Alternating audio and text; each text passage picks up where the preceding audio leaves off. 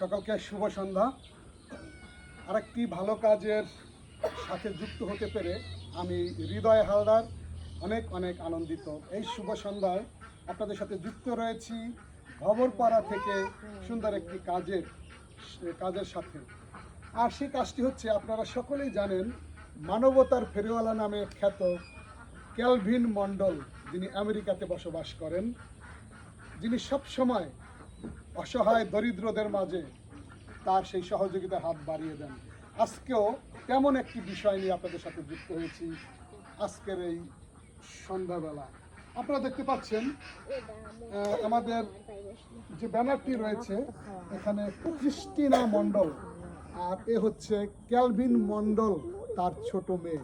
আপনারা আশ্চর্য হবেন যে তারা প্রতি বছর আমেরিকাতে তাদের নিজস্ব সেই জন্মদিন পালন না করে তারা সেই অর্থটা বাংলাদেশের অসহায়দের মাঝে প্রতি বছর তারা পাঠিয়ে দেন, যেন এখানের অসহায়দের মাঝে সেই জন্মদিন পালন করা যায়। আর আজকে তারই অংশ হিসাবে আমরা এই ভবরপাড়াতে এসেছি আমাদের শ্রদ্ধেয় ফাদারদের সহযোগিতায়।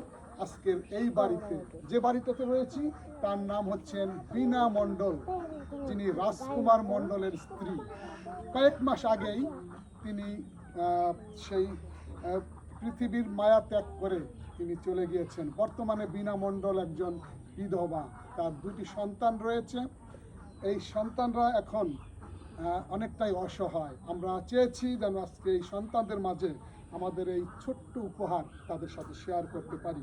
আমি আরেকটিবার কৃতজ্ঞতা জানাই ক্যালভিন মণ্ডল দাদাকে, যিনি এই সহযোগিতা সেই আমেরিকা থেকে আমাদের জন্য পাঠিয়েছেন।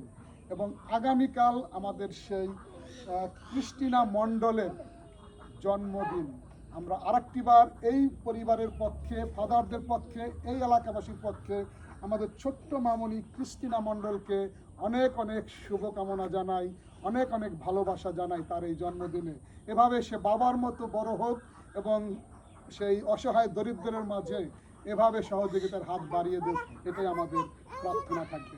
এই সময় আপনারা সামনে দেখতে পাচ্ছেন কিছু সেই সহযোগিতা আমরা এই সময় দিতে চাই আমাদের এই বীণা মণ্ডল, রাজকুমার মণ্ডলের ছেলের হাতে। আর সেটা আমরা যেটা দিচ্ছি সেটা হচ্ছে 2 বস্তা চাল, 2 লিটার তেল, 3 কেজি লবণ, 2 কেজি ডাল, 10 কেজি আলু, 5 কেজি পেঁয়াজ, 1 কেজি রসুন, একটি মুরগি, 2টি সাবান, 2 কেজি হুইল পাউডার এবং 1 কার্টুন বিস্কিট।